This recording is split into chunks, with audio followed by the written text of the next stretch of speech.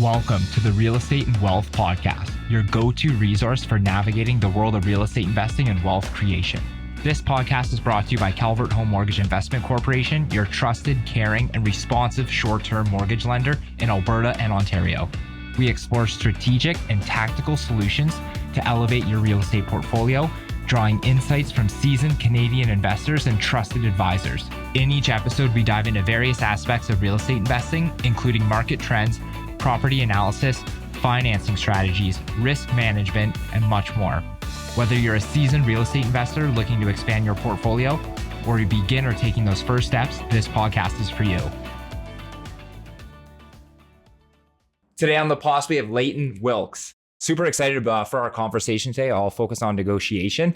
I know you work at the University Haskayne. Yes. Then you also have a business on the side. I believe it's called the Negotiation Collective. Absolutely. So really excited to learn about your background, what you have on the go, and obviously help the clients that we serve and people who listen to the podcast on how they can better negotiate in the workplace. So I think it'd be awesome. Maybe if you'd, introduce yourself and give a bit of a background. Sure. So my name's Leighton Wilks. I'm an associate professor at the University of Calgary's Haskayne School of Business.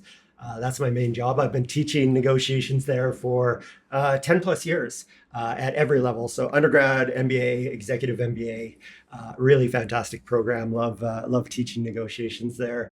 As well, I'm managing director of a company called the Negotiations Collective, which is actually based out of Calgary. And it's just a really cool collective of really skilled negotiators.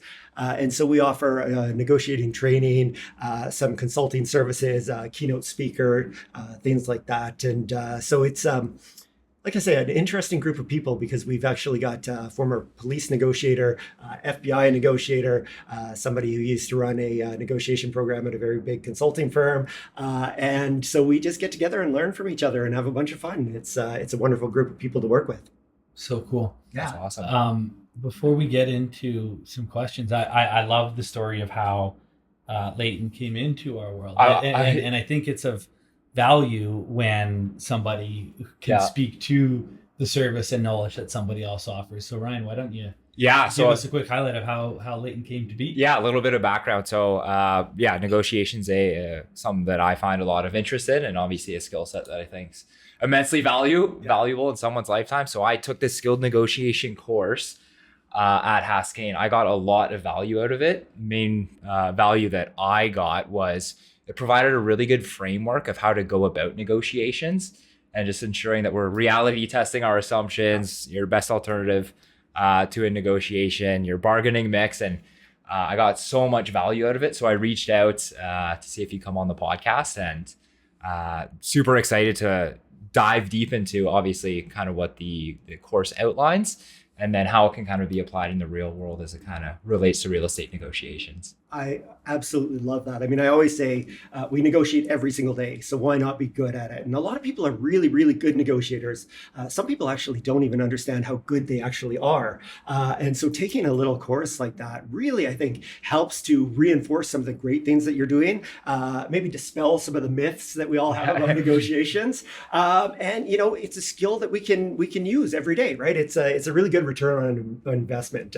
Certainly during my MBA, I took a negotiations course, and it has had tremendous return on investment. Mm-hmm. So happy to be able to provide that service to others. It's wonderful. Yeah, it's such a important thing to note that, negotiation sometimes could have a perception of being adversarial, yet any interaction is a negotiation. Like you're always trying to get your point of view across, you're trying to learn from one another, you're trying to create alignment, whether it's your spouse, your kids, your colleagues, your counterpart, your true counterparty in what would typically be seen as a business negotiation. So really, it's just communicating, isn't it? Well, absolutely. I always say it's the way we get things done, just in our daily lives. And so, I think that the metaphor I always use is just, having the biggest tool belt that you possibly can, because some people, when they think about negotiations, it's actually so common that it's a cognitive bias. It's called the fixed pie bias, where they see negotiations as a fixed pie, where it's you against me. It's a war, it's a battle. You think of some of those metaphors that people use, when in reality, a lot of the negotiation has huge win-win potential. And I think, the best negotiators have all those tools in their tool belt, can match the tools with like the necessary situation. Mm-hmm. Yeah. So it's wild that you mentioned that early days, because I was curious. I come in with no knowledge of the course, but on like how much of it is learned versus innate mindset. Because what I believe to be the case is those that have that growth mindset, where it's not a zero-sum game, where you're creating wins, where through creating wins, you're creating that flywheel of almost goodwill. Absolutely. And yeah, you might not squeeze all the juice out of every interaction, but man, if you're setting up for future interactions, that's going to really propel you to another level as an individual, as a professional, as a person. Well, absolutely. One of the things that I always talk about is your reputation as an intangible in a negotiation. And, that's something that you always have to savor and protect.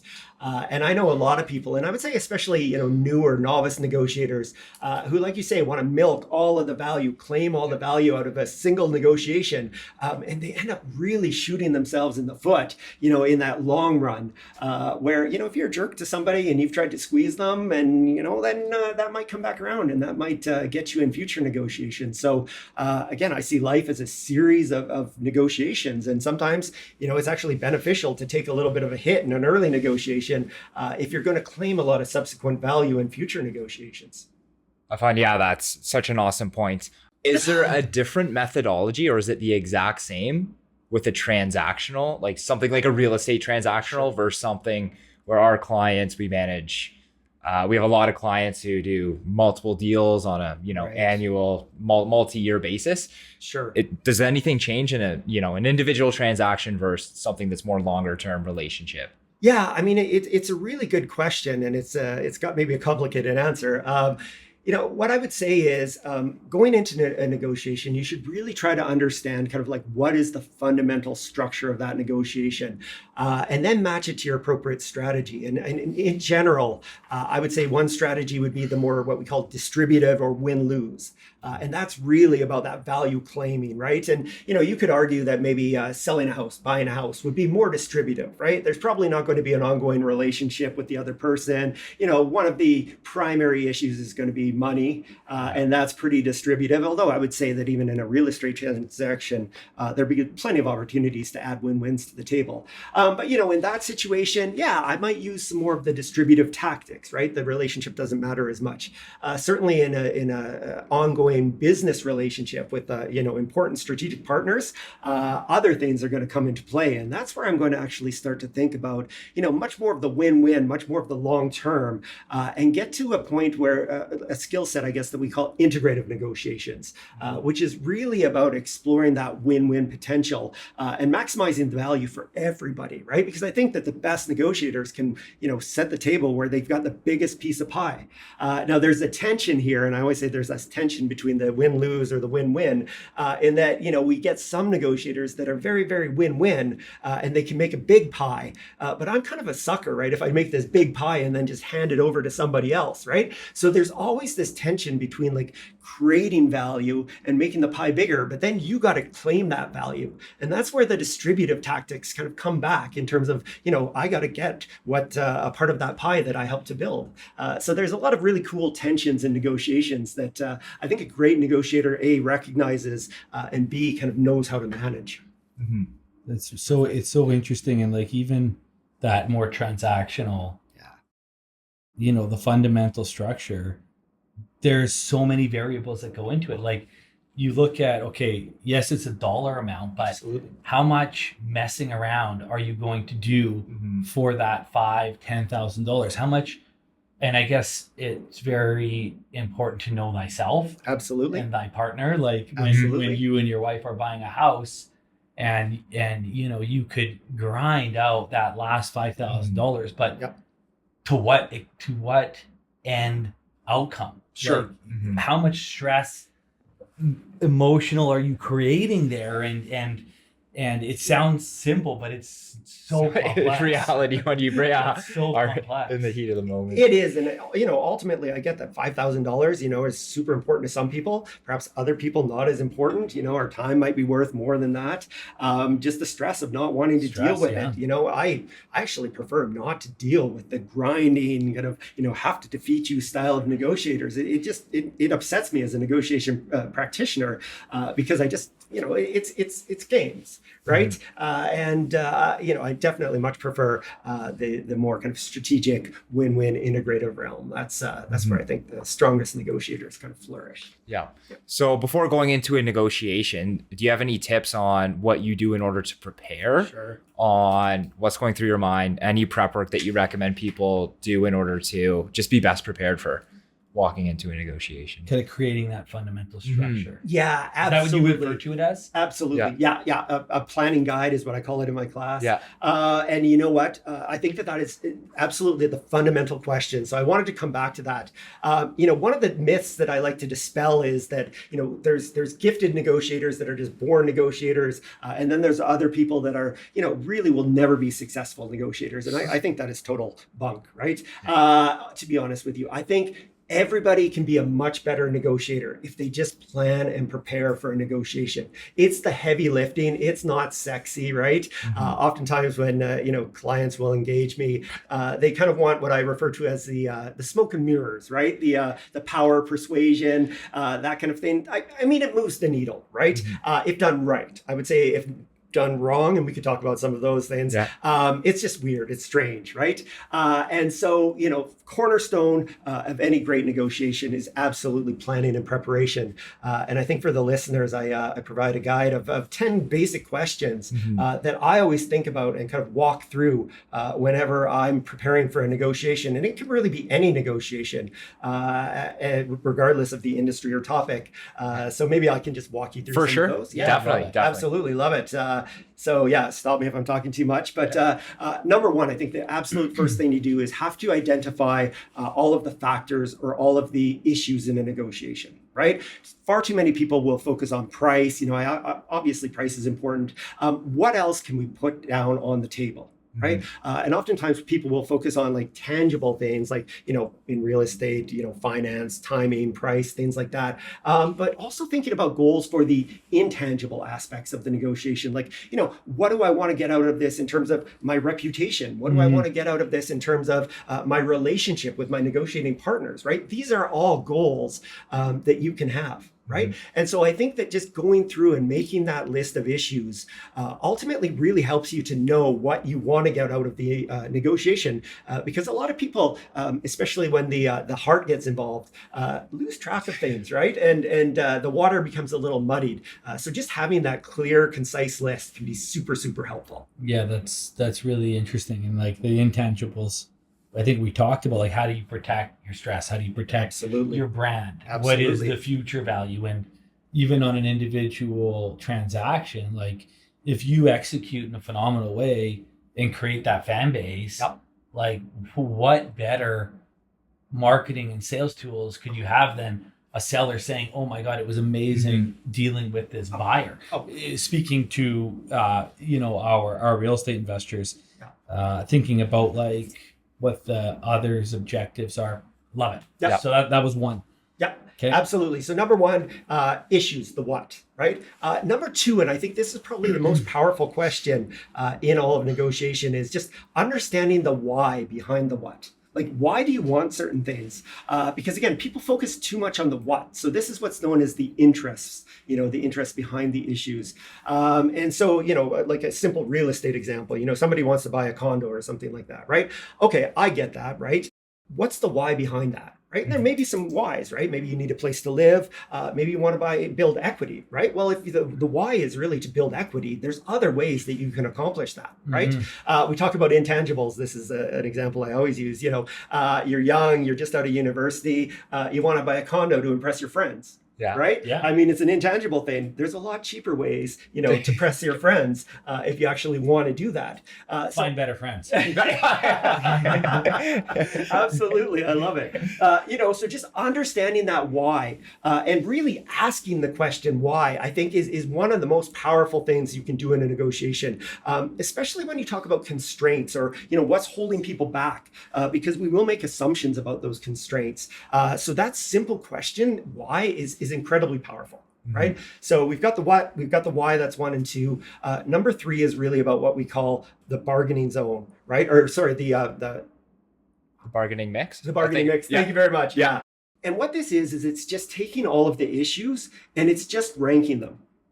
Right. And the kind of magic in that bargaining mix is that if you don't come out with that, sometimes you don't know what's really important to you. And that's like your hill to die on. Right. And what's an easy thing to trade off because it's not that important. Right. And I find when people get upset in negotiations, and emotion's a huge part of it, they fight like heck for everything. And if something really isn't worthwhile to me, in terms of an issue, it's kind of minor. It may be a very important issue to you. Right. I can give that up. It's great value to you. It's like no value to me.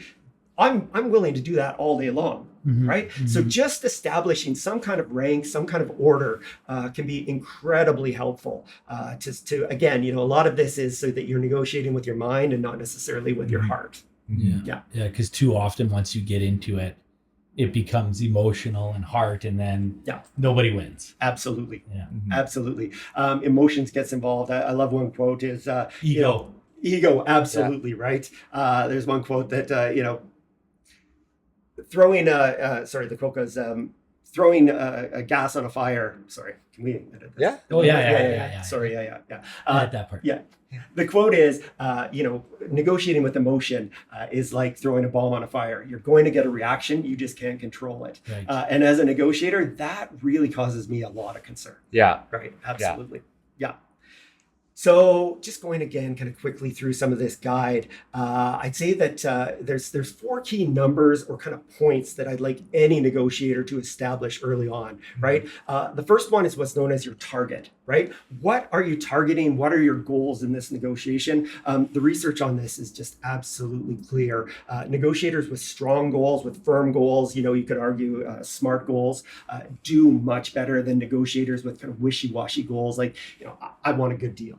Right. So, do your homework again, do your preparation, do your research, know what you want out of the negotiation and set that strong target and work towards it. So create a clear picture of your ideal outcome. Absolutely. Right. And the kind of beauty about living in today's society, as I fidget with my phone here, is that we basically got all of the information ever, on our phones. So we can set clear targets, right? Nobody should really walk into a negotiation flat-footed anymore and lacking information because, information really is a key source of power in any negotiation. And sharing that information. Absolutely. Like sometimes the counterparty may not have the same access to information you do. Absolutely. By sharing it, it really, it's an olive branch. It can create alignment and really move things forward. It builds the relationship and the trust. And a lot of people, when they talk about negotiations, don't think trust is a very big part of it. I think trust is huge in negotiations, especially if we do want to get to that win-win kind of integrative way of thinking, right? Because the research is pretty clear. If you have trust, it doesn't guarantee that you're going to get to a win-win, but if the trust isn't there, it pretty much guarantees that you're not, right? And so you're just negotiating then in that distributive, grinding, win-lose kind of situation. An echo chamber almost. Absolutely. And certainly you're significantly increasing the likelihood of success. Absolutely. By creating trust. Absolutely. Yeah. And again, when we think about concessions and we think about power, I think a lot of the trust building is, giving concessions and giving over little pieces of information. Right. But, I'm kind of, again, a sucker if I just keep talking and giving over pieces of information, I should say. Some people think that the best negotiators are the smooth talking kind of salespeople, right? Sometimes when I sit down against a person like that, I just sit there and listen. right? And I just hear information coming out, and I'm just thinking, concession after concession after concession, because really it should be kind of that tit for tat, right? That back and forth, where you're exploring options, you're giving each other information, and you're really, building the foundation of trust that's required to get to some of those win-win situations. Makes perfect sense. Yeah, absolutely. So, we go to the goals or the target, and then a question I always get is like, who should open the negotiation? Yeah. Right. And I think that the research on this, again, is pretty clear, right? It really benefits somebody to open that negotiation up, right? Okay. And that is because we set a target, right? And a target is really an anchor in the negotiation, right? And so it's really interesting. This is like actually day one of my course. I have a mock negotiation that we do. It's a simulation about buying and selling a pharmaceutical company. Love doing this with the executive MBAs because it works so well. I always pull two of them outside and I give them a very lowball offer. So it's like a $3 million offer, right? And so as buyers, so I say, you're going in there hot, you're going in there heavy, $3 million, right? This is purely distributive. This is day one. I pull two other people aside who are the sellers, and I just say, you know what, you're going in hot, you're going in, 38 million. So we've got a huge zone there, With my executive MBAs, it's amazing. Just having that target alone and setting that anchor has caused almost every group with the very low number to get the lowest results in the class. So that's definitely, advantageous to the buyer, as in they paid the least. And every single seller that starts with that high number gets the best deal for the seller. Right? Now, I'll say with one caveat, and that is that sometimes people go in too hard and too heavy and it blows the deal up. Right. You just trust breaks down early. You shoot yourself in the foot. Yeah. Right. And so, that's the danger of coming in with some of these really, hardball tactics like an extreme high or an extreme low ball offer. It works, right? It really does. But you risk your reputation, and you also risk the relationship. For sure. Yeah. Very fascinating. Absolutely. So then there is just two more kind of numbers or points that I would always establish. So we've got our target, we've got our opening, we've got our anchor. The next one is your resistance point, and that is just your walk away point. Right. And so again, like a perfect real estate example, you're negotiating, or you're talking to your spouse, your partner, we're going in, we're buying a house. There's no way we're spending over $500,000, right? What happens? Well, we'll just look at the one that's 550, right? 560. You fall in love with the neighborhood. You can picture the kids playing out in the backyard. And all of a sudden you've spent $600,000. And I hope you like eating ramen for the next couple of months because you're basically house poor at that point. So, a lot of people don't have that firm resistance point or reservation point. And again, that makes you negotiate with your head or your heart rather than your head, right? So absolutely, just establishing that number and walking away, right? And I always say this, right? No deal is better than a bad deal, right? And how do you know when you're getting that bad deal? Well, you haven't met your resistance point. You've done the planning. You know where your resistance point is. You put in that hard work. Yeah.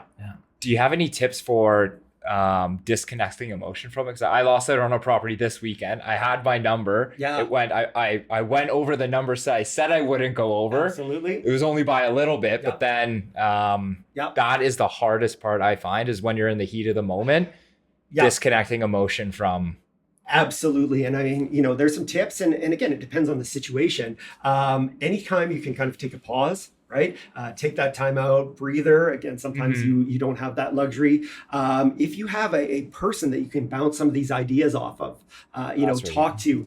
There's a strategy in negotiation called the good cop, bad cop, right? Classic strategy. But sometimes just having that other person where you can go, hey, I think I'm over my head here. I'm over my resistance point.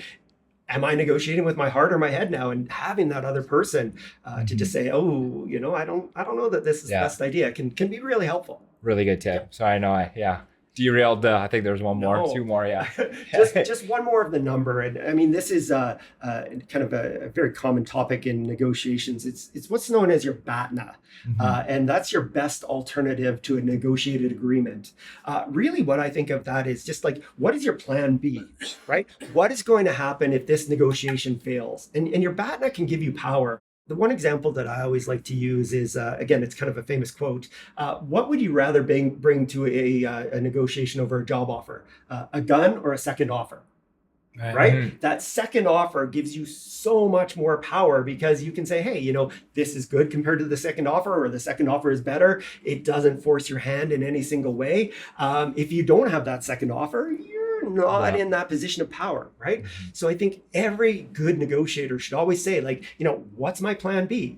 What's my alternative? And again, thinking of negotiation as, from the time you start prepping and planning to, this basically when you're implementing the deal, right? A lot of people think negotiation is just sitting down and trading concessions. No, it's much bigger than that. So it's identifying your BATNA or your plan B early, and it may change throughout a negotiation as well, but keeping an eye on that, right? Because that will definitely change the power dynamic within that negotiation. Yeah, and I think to Ryan's example, like being really clear on what your alternatives are Absolutely will reduce the likelihood of you getting emotional, because you'll know, hey, I've reached my resistance points. Absolutely. And I'm okay to walk away because I know I can do this, and this. Absolutely. It's gonna, the FOMO should dissipate. Absolutely. Although again, you're always, once you're in the arena, so to speak, you want to close, but but by knowing, what, it's not in my best interest to close, and here's why. Absolutely.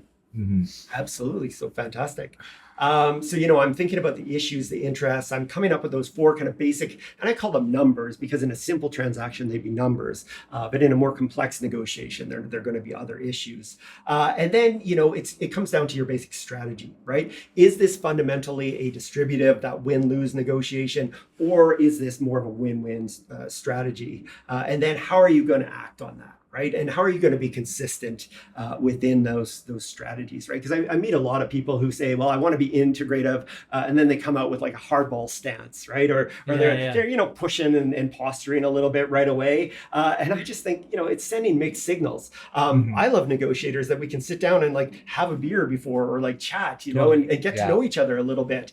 That's setting the stage, right? That's building the trust. And I think that's really actually conducive to much more of a win-win negotiating environment, right? So, if the only tool you have is a hammer, everything looks like a nail, right? I know it's a, overdone metaphor, but that's the thing about negotiators. Most people don't realize that you don't always need that hammer. Yeah, right? And then even within the framework of the negotiation, like certainly some components are clearly zero sum. Absolutely. But on the mindset piece, like there's always going to be opportunities to create those wins, and it's about understanding where those are and hopefully creating alignment within that. And I love that comment, because I think one of the biggest challenges that more of a high-performing negotiator would have is actually changing somebody's mindset, who's a very distributive negotiator, to the fact that, these win-win scenarios actually are possible, and we'll walk away from the table, both of us, better off, right? So, it's sometimes tough to kind of teach other people their business, especially if they've been very successful in a distributive sense. And I know lots of people that are really successful, in a distributive way, but not a lot of people want to work with them in the future, right? Yeah, it is really a limiting mindset. Like it can work today, tomorrow, next week, next month, but it's eventually going to reduce the bar that you can reach by having that brand associated with you. Yep. Well, and I think that brings me up to my next point in the planning document that I shared, is just knowing the environment, right? And I think this is sometimes the challenge of somebody hiring a negotiator to come in and act as an agent, and they oftentimes have kind of unrealistic expectations based on the environment. So again, just kind of a simple real estate example here in Calgary. Downtown vacancy rates, about 30% right now, right? Not very advantageous if you happen to have some property on your hands, but if you're looking for property, that's the environment is just in your favor. Amazing opportunity. Absolutely. Contrast this with like 10 years ago, where vacancy rates were around 10% or lower, right? So the environment really changes.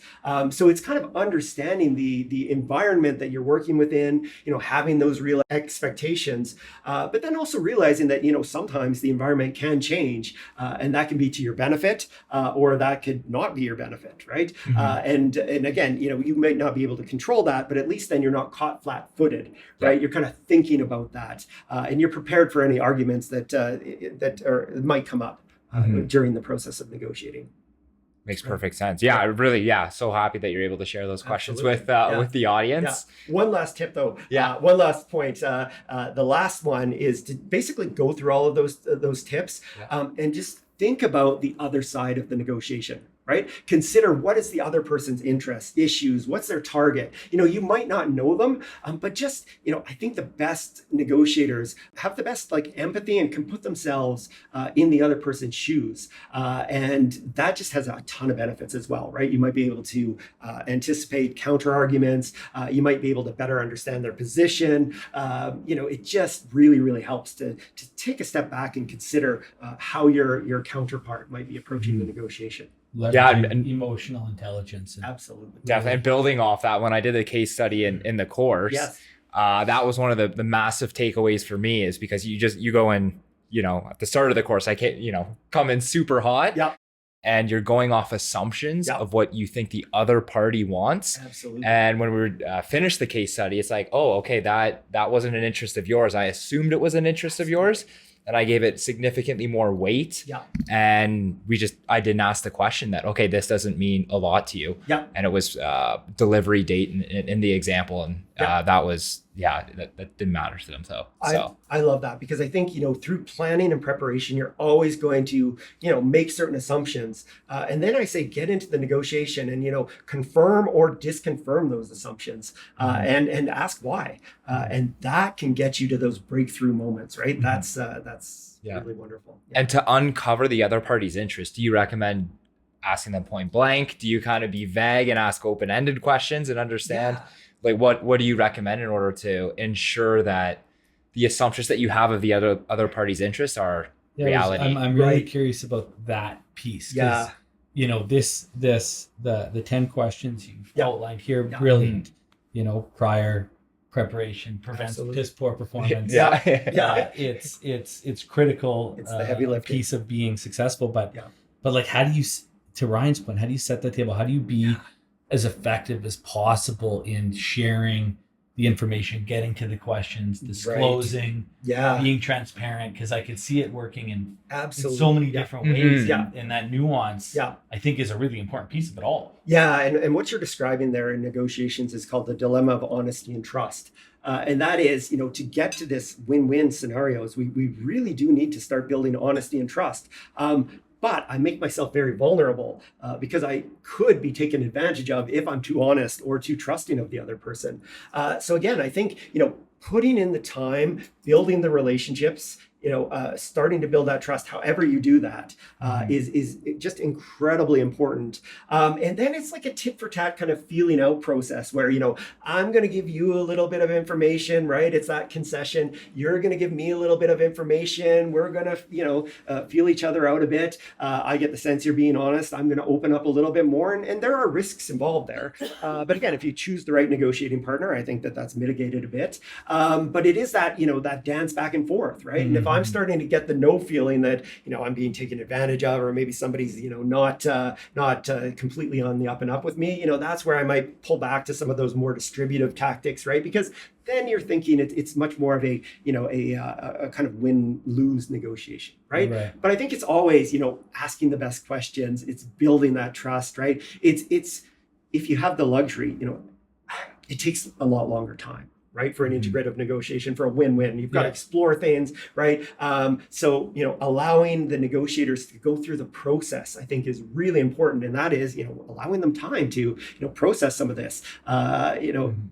A faster deal is not necessarily a better deal. And so, you might press pause. You might go, I don't know about you, but some of the best thoughts I have are just like mindlessly driving into work or in the shower or something, right? And so, you take a day out and you go, wait a minute, we didn't talk about that yesterday. I think that's some more value that we could add to the table. Why not? Call the other person up, say, hey, I thought about this. I think it would add value. That's great, right? And if your counterpart says, I don't want that extra value, that kind of gives me the no feeling, right? That suggests that maybe things are not on the up and up. And I guess like even tricks like acknowledging the process. Hey, great, I'm going to take time to review, acknowledging the fact that you're not a sucker. Like you're going to back test this information. You're not going to, great, thanks for giving this to me. I'm going to do my DD on it. because I suspect that's going to build trust. Like, Absolutely. you know, yeah, I'm going to do my research, and so should you. Absolutely. Right? We're here to create that alignment and win, Absolutely. and the only way we do it is to make sure that we're certain of whatever salient information we're being provided. Absolutely. Yeah, I mean, ethics is a really interesting topic in negotiations. And that is, you know, a little bit of unethical behavior is actually expected, right? And that is, I'm going to keep some things close to my heart. You know, I'm not going to come out and tell you exactly what I want or, you know, how I'm going to get there. You know, it violates the dance or the process if I were to do that. So there is always some deception, as I'm not going to give you my bottom line, right? Within a negotiation. So we kind of start from that point of deception. And then we really are working our way uphill and we're kind of building more trust as we negotiate, right? Now, you know, some people get into a particularly tricky situation where if they are an unethical negotiator, they may project that onto the other person and say, well, you know, I'm willing to use all these sketchy tactics, therefore the other person is willing to use those tactics. And oftentimes that leads into kind of like a self-justification of like, you know, I'm going to get you before you get me, which is just a terrible mindset to go into in any kind of, you know, integrative or win-win negotiation.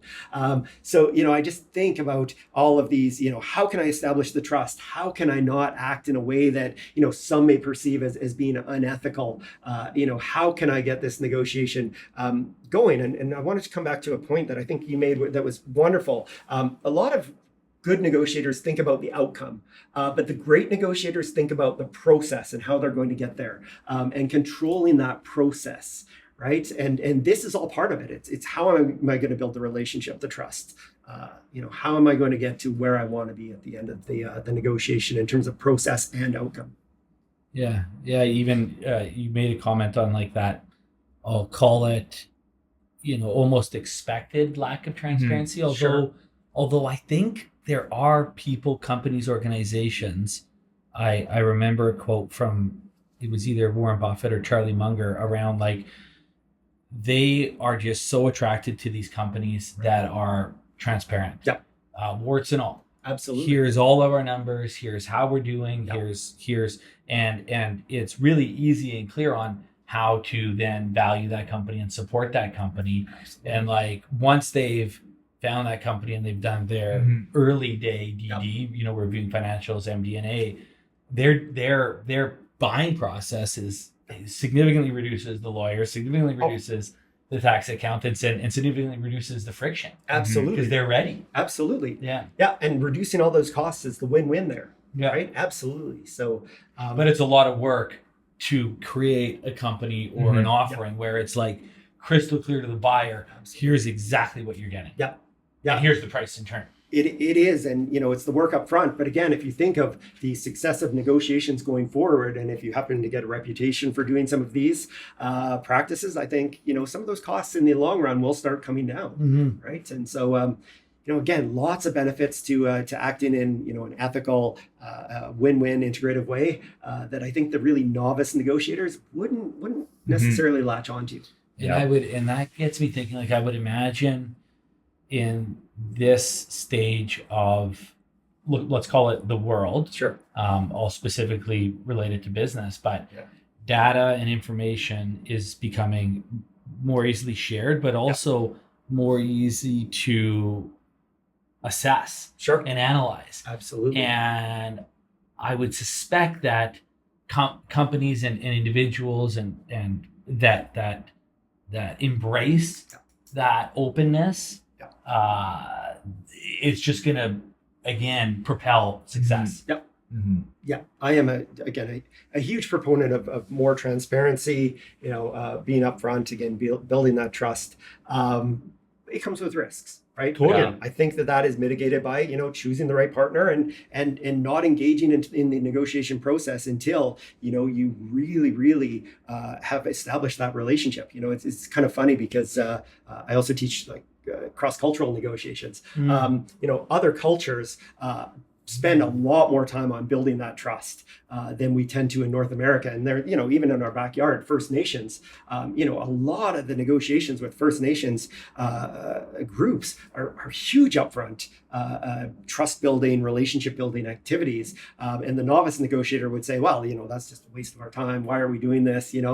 The skilled negotiator goes, no, you put that time in the upfront because you're not going to get that deal if you don't do it, right? So you build trust over years, decades, and then when it comes to the ask, it just creates so much less complexity. Well, and then when you build that trust, when hiccups come up, and inevitably they do within the contract or implementation, you've got the trust to go in there and repair that, resolve, without taking it to the lawyers, which is ultimately a lose-lose situation for many people. Totally. Yeah. Totally. Yeah. Amazing. I love hearing real life examples. Do you have any stories of maybe a negotiation going well, negotiation going bad? Yeah. Anything along those lines? I'm sure you've got quite a few stories, and I think particularly would be helpful, like if you can have one that's grounded in a real estate transaction or business transaction.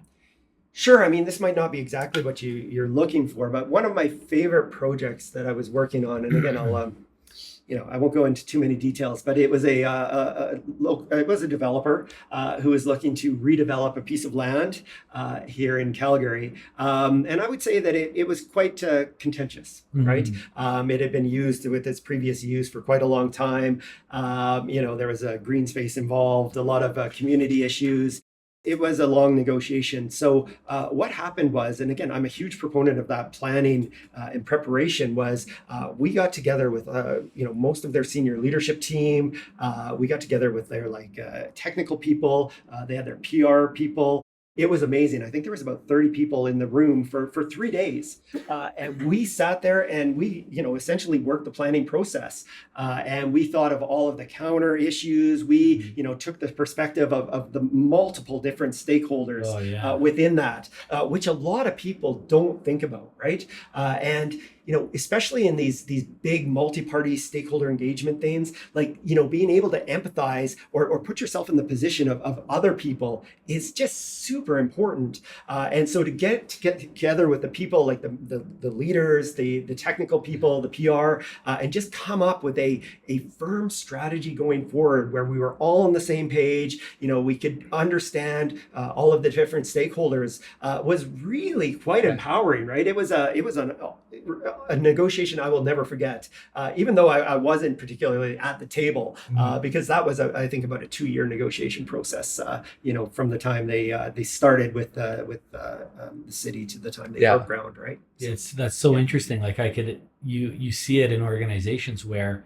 that prior planning, if you're not engaging all the stakeholders, then just within the organization, the developer in this instance, then they may view certain components of it different. They may view certain priorities different.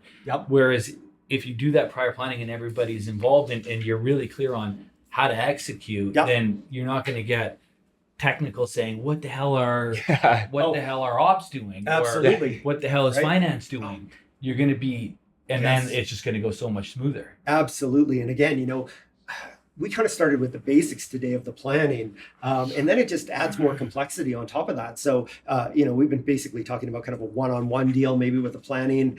We talked about partners and spouses, but, if you're going in with a team, you had better be aligned, like a laser. So going through the planning process as part of a team can be very, very powerful, right? Again, I do a lot of team negotiations in my course. There's a lot of bruised shins under the table because somebody, they don't think about how they're going to actually enact the negotiation, and somebody says something and they're like, shut up, why did you say that, right? And people pick up at that in the real negotiating setting.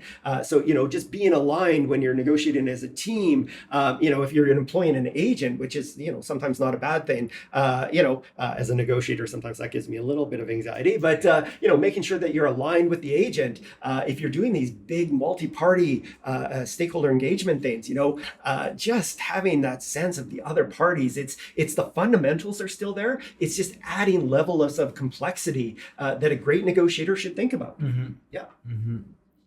Fantastic. I know we covered quite a bit today. Anything that we didn't touch on that you think would be of value?